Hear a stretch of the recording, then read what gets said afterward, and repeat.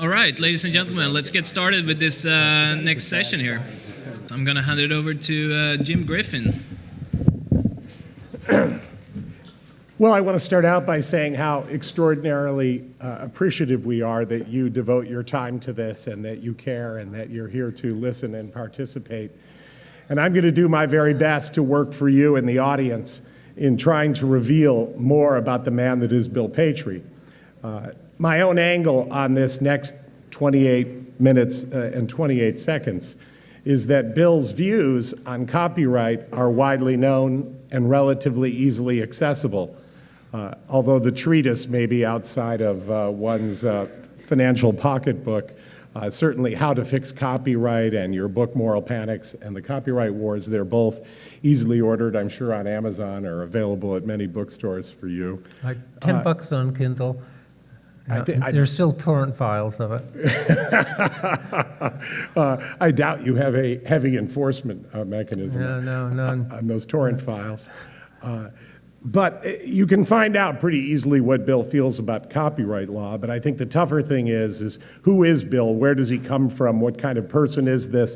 What is his motive? What is his intent? And as an attorney, I'm sure he would agree that those are some of the key things that one looks for, is what is it that's behind the person? So as an ex-journalist, maybe you are always a journalist, I look at things as who, what, where, when, why, how. And in getting to the bottom of Bill Patry, I want to get as quickly as I can to the why and how. But I think, first of all, we have to cover the basics.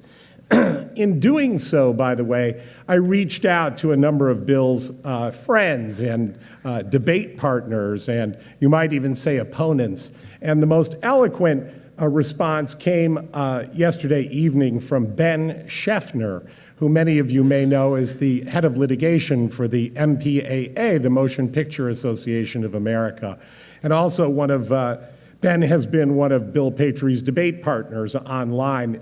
Not partner, but I guess opponent would be the right word. Partner, I think. Okay, good. Although when I debated, I think he'd be called an opponent, as opposed to the one who stood next to you and helped you fight the good fight. But Ben Scheffner wrote me and said, please attach my name to this if you like.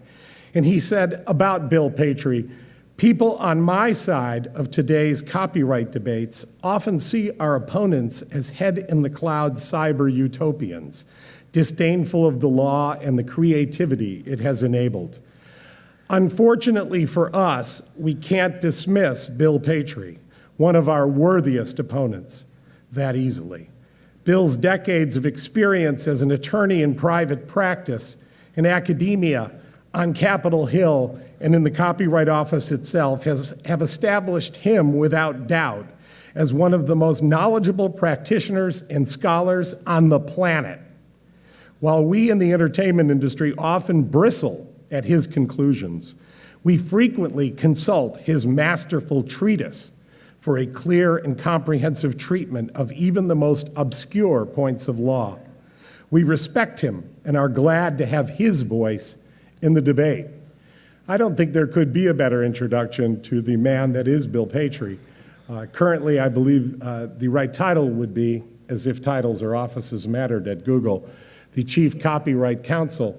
I'm really just a copyright counsel. There's a number of us. Really. Okay.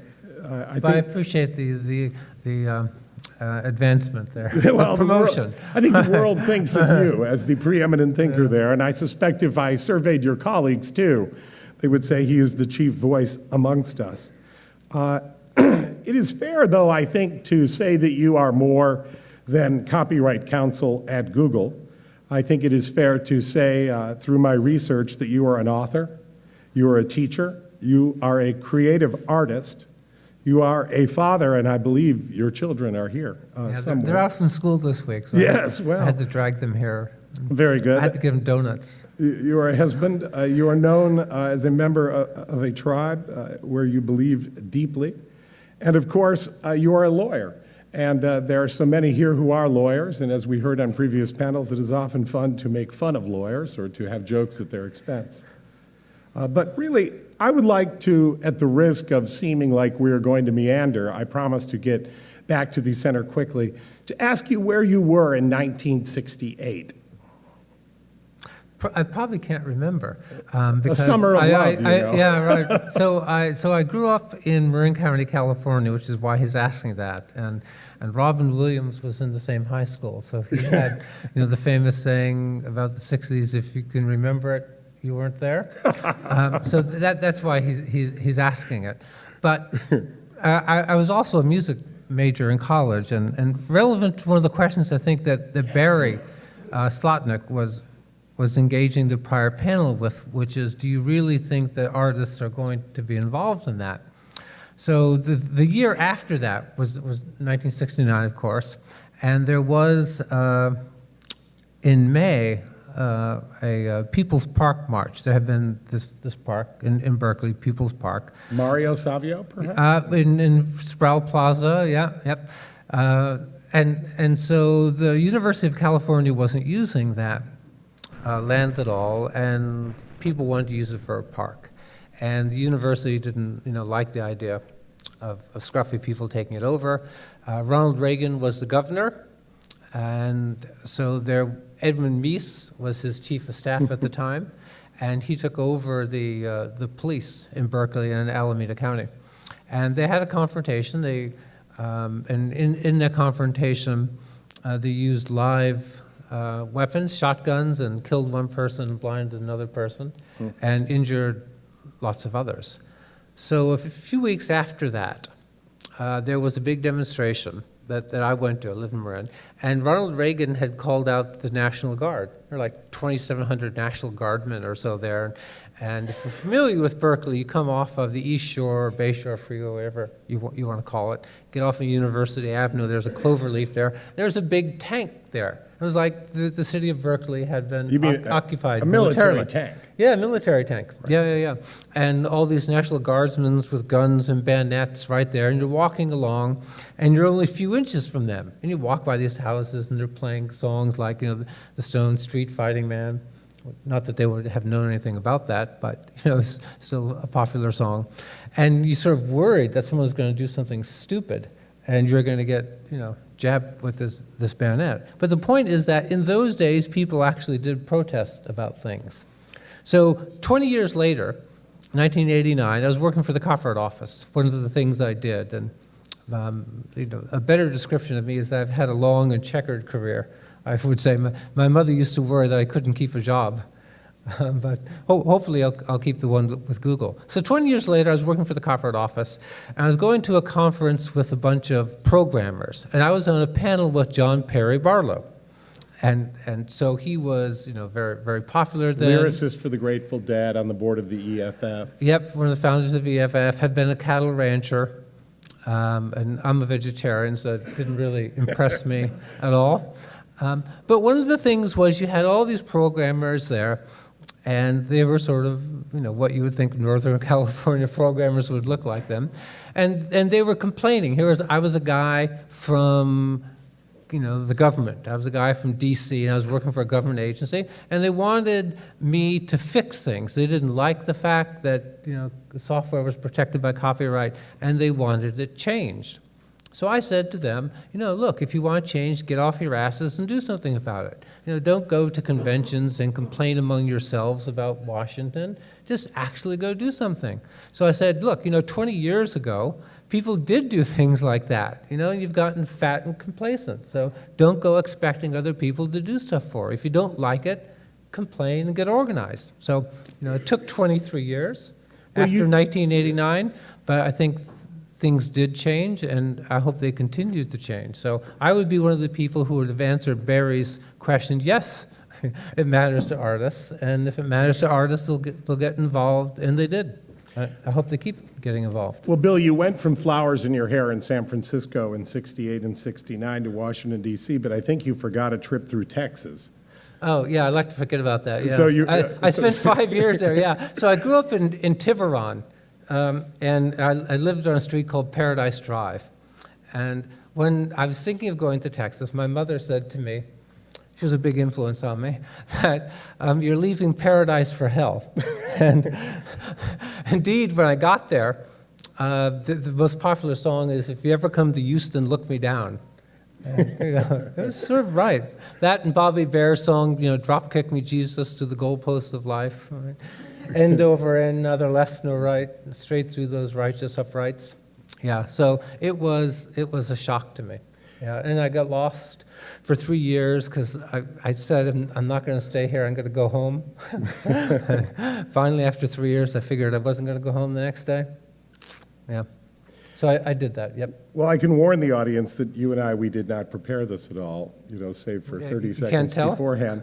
And I will say that there was a reason you went to Texas. Yeah, so the reason I think you left with a law degree. Yeah, everyone wanted to live in the San Francisco Bay Area. So there was really no way to get a job. I had been a music major. My graduate and undergraduate degrees are in music and theory and composition. And I didn't want to go to Indiana and get a doctorate. Not that there's anything wrong with Indiana. I just didn't want to go there and become another doctoral student and then figure out what do you do? What do you do with a doctorate in music? Do you teach? Maybe that's it. Prescribe. But yeah, right. So it's sort of a question for all musicians is how do you make a living? And that's actually the thing I care about. I've been doing copyright for 30 years and it's interesting, but I care more about figuring out how musicians can get paid and how they can make a living. And the music that I play is all acoustic music, clarinet, bass clarinet. I have friends, sorry, I have to do a plug here. This is Squonk, S-Q-W-O-N-K. They're friends of mine who have a bass clarinet duo. And this is one of their albums here. They have two. They have a website, sqwonk.com, and they do sort of avant-garde bass clarinet stuff. It wouldn't be Google if there weren't an ad wrapped around your presentation. Right, yeah. Am I right? Yeah, right. This would have been a sponsored link, though. It wouldn't have been on the side. But it's got to be in your Google contract in some way. I mean, 97% of their revenue is from advertising. Right, so. yeah. I should do another one then, since I already took the hit. Since we're in the Jewish Heritage of Jewish Museum, this is a friend of mine, Margot Leverett, Art of Klezmer Classics. My daughter is a clarinetist and studies with Margot. She also has this group called Margot Leverett and the Klezmer Mountain Boys. So she does this sort of mix of bluegrass music and klezmer music, which is great. Well, so those are the people I'm actually interested in. Friends of mine who play, jazz, klezmer, avant-garde, bass clarinet stuff, who'll never be big movies, or signed to a recording contract, but how do they get paid? And that's tough because really they don't get paid very well. I mean, Margot lives in Astoria, quite modestly. And I have another friend a ways from here who's a jazz clarinetist who lives extremely modestly too. Margot this was like 2 weeks ago, Marguerite, my daughter, and I were over there, and we were talking about how she made a living. And she said, I asked her if she was going to put out another CD, and she said no. There's no use doing it because people don't buy them. And it used to be her grocery money, she said. She would make some money from CD sales, and that's how she paid for her groceries. But she can't do that anymore. So how'd you end up a lawyer working at the House of Representatives, focused on copyright? Yeah, quite by mistake. So again, to go back to my mother, who looked down on lawyers, as did I, as being not really such a great, honorable profession. So I had no intention of being a lawyer. I was in Houston. I got a job at the University of Houston as running their urban studies program. And I didn't know anything about urban studies, of course, because I grew up in Marin, which is hardly an urban area. And Tiburon is, even among Marin County, hardly an urban area. And when I grew up, it was much less populated than it is today. But in those days, you could get a job in Houston not knowing anything or doing anything. They don't have a state income tax in Texas. They don't have zoning in Houston. They don't have any services. They had potholes, but the mayor's comment was, well, sure, you screw up your car by going into a pothole, but at least you've got a job and you have money in your pocket to fix it. So that was sort of the environment there. So I got this job, and as it turned out, they had a joint urban studies JD program. And I didn't have a lot to do, and I didn't know much anyway. So my boss said, look, if you want to go take law classes, go take law classes. You can go back and forth and do whatever little work you're doing. And I thought, okay, it was $90 a semester tuition for university employees, which I was. I thought, well, why not? $180 a year plus books, I can do that. So I did. Now, if I'd ever really planned on being a lawyer, I would have gone up the road a few hours and gone to the University of Texas. It's, a pretty decent law school. But I didn't. So I got that degree. And I was sort of interested in labor law in some ways. And thank God for ASCAP. ASCAP has this Nathan Birkin contest where you can submit student papers and then they give you money. I thought, well, I'm here in Houston. No one really knows anything or cares about copyright.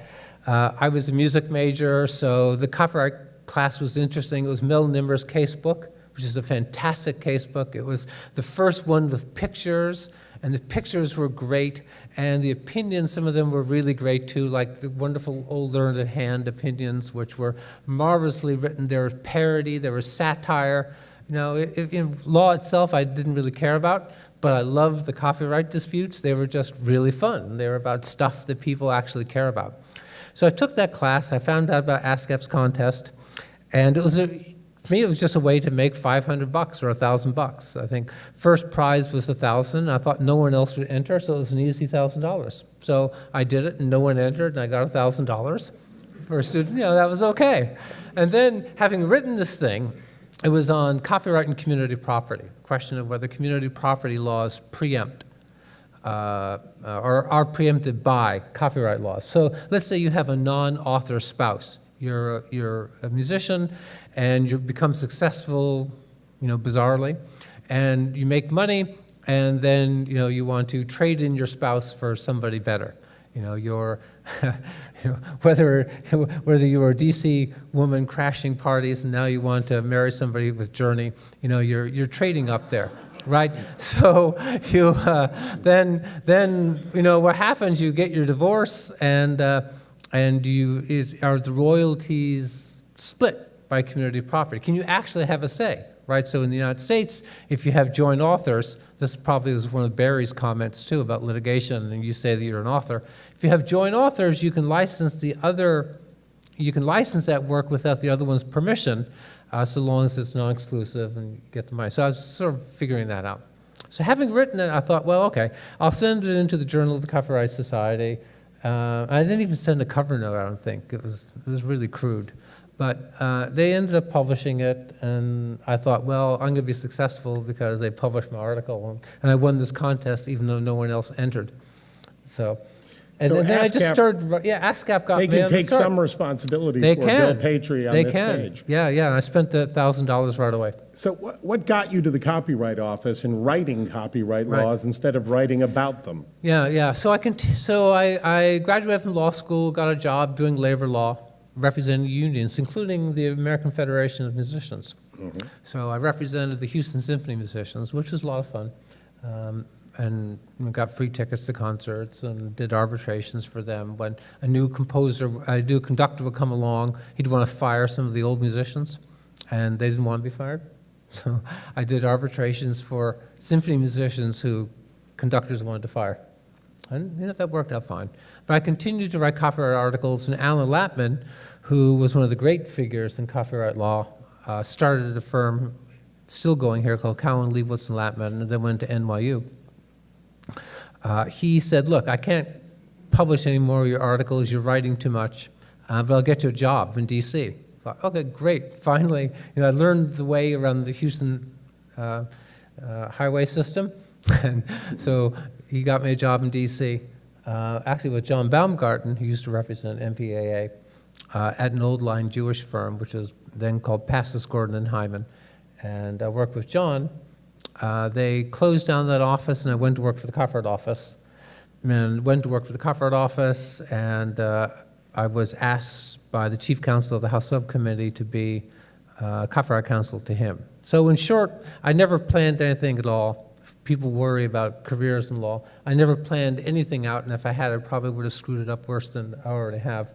People just came along and said, will you come work with me? So I said, fine. And what was the linchpin that got you to Google? Yeah, so I was in private practice, and I was really bad at it. I liked the courtroom stuff, and I liked talking to judges, but I was really terrible about bringing in business. Just wasn't my thing. Not a rainmaker. No, not even a drizzle maker. So I really, and I had a family, so I had to figure out a different way to support myself and do something that was sort of interesting. And so I figured out, well, I was in private practice before. I was a law professor, worked for the government for 7 years. What can I do that would be interesting and that would be challenging to me? And so Google had an office in New York, and we still do, although it's much larger. And I thought it would sort of keep me on edge in the sense of being really challenging. People would be half my age. They would know a lot more than I did about almost everything, and it would be sort of scary in the sense that you have to perform or not.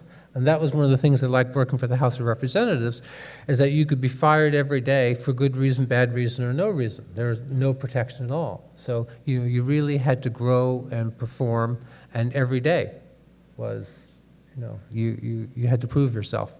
So that's now, sort of, and I knew Alex McGillivray. Now, we often refer to lawyers as mouthpieces, but your friends say you collect mouthpieces. Clarinet mouthpieces. I don't mean yeah. lawyers. Yeah. You want to tell your audience? Yeah, I am married to a lawyer, but now she's a chef, so I'm not sure that counts anymore. Yeah, clarinet mouthpieces are of interest to me. Historically, I have this mouthpiece to Earl Kilgore, who then John Philip Sousa's clarinetist played on, and they're a way to express. How often do you play the clarinet? Well, I'd like to say I practice every day, but I don't. But as many days as I can, 4 days, 5 days, something like that. My daughter and I went to Croton on Hudson yesterday and played trios with a friend of mine. Gotcha.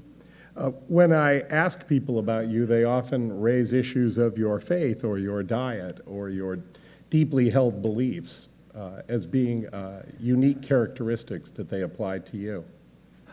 So I don't know. I mean, I'm for a New Yorker, I think I'm pretty standard. I'm a vegetarian, left-wing Jewish guy. It's sort of, if you watch Jon Stewart, that's sort of the model, except he's funnier and has a lot of money. Well, it's funny.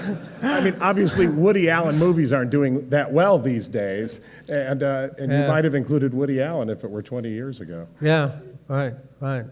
Now, I'm not sure how good of a clarinetist he is, though. I know that if I bring up your name and I mention that you write, people will say, oh, yeah, he wrote the book Moral Panics or How to Fix Copyright. But when I ask lawyers, they uniformly bring up this treatise of yours. And I'd like you to tell the audience, those who don't know about it or even those do, how you got to writing this and just what it is and what role it plays for those who practice copyright law. I don't know. What's it cost to buy? I don't even know that. It's probably around $1,500, something like that. But the reason I've written anything. How many volumes? How many pages? It's about 6,500 pages. 6,500 pages. I have to update it twice a year. It's really an albatross, I have to say. My next deadline's April 30th. You certainly write, by the way, in your more popular books, on occasion about the contract you negotiated with the company that publishes the treatise. Right. So you have a fool for a client in that you represent yourself when you negotiate these. Right. Well, I make so little money on it. If I actually hired a lawyer to negotiate, they get all the money. So the idea, as with any artist or author, is to make money. So if I gave money to a lawyer to negotiate a better contract, that'd be it. They take all the money, I wouldn't have any left. So tell the audience. So I lived with a bad contract as a result. Tell the audience what this treatise is and where they might find it if they wanted to see it. Yeah. Well, there's a hard copy version and version of Westlaw. But the real thing is that I write just to learn. And my mother told me I had a religious obligation to learn every day, and that's all it is for me. So the thing about the treatise, since I was a lawyer, it was a way for me to learn about copyright law. That was it. It was just to educate myself. That's all. And, unfortunately, I can't sit around and educate myself and not write. It's the way that I learn is to write, sort of a discipline. It's a bad way to do it, but it's the only way I can do it. So having invested that much time, I figure, well, maybe I can sell a few copies. And it's true, you sell a few copies, that's it. But the real purpose is to learn. That's really the whole thing for me at all. So that was true for the other two books that he's talking about as well. And so since the title of it is How to Fix Copyright, not how to learn boring stuff about another left-wing, vegetarian, Jewish New York guy. For me, the thing about how to fix copyright was for me to figure out for myself. And it's not to convince others. Everyone has to be convinced themselves. So it sort of distresses me in some ways to have me being viewed as an opponent. My only opponent is myself. And the things that I thought I knew but didn't, or the things I thought I understood and didn't. And those are sort of fundamental things about copyright. So my only interest is in figuring out how to learn stuff. And if you've been doing things for a long time, you're your own worst enemy, or at least you can be if you're somebody who's inept like me. And you believe a lot of stuff that you're told, and you don't question it. So the only reason for writing that book is to figure out if the things that people say that copyright can do are true. If they are, then great. We're all happy. We can go on our merry way. But I don't think many people are actually happy about the way the copyright law works. So if they're not happy, why aren't they happy? They're unhappy because their expectations haven't been met. I think that's the typical reason people are disappointed, is they had certain expectations and those expectations aren't met. Then you have to ask yourself, well, were my expectations reasonable? And you can say, well, they're reasonable because people say this is what's going to happen. And if it doesn't happen, you're disappointed. You're disappointed that the person told you something would happen and it didn't happen. Maybe you're disappointed because you didn't investigate it for yourself. So that's actually what I was trying to do, is figure out if the things that I believed and the things that people say copyright can do, it can do. And if it can't do those things, then you have to figure out something else. So to go back to what my own personal interest is in getting people like the Squonk people or Margot Leverett or everyone else paid is, how to get them paid, and is copyright law the way to do that? I think the answer is probably not. So if you ask them what they're interested in, they're interested in playing music, and they're interested in only playing music. They're not interested in owning a copyright. None of the friends that I have or play with, their goal isn't to own a copyright.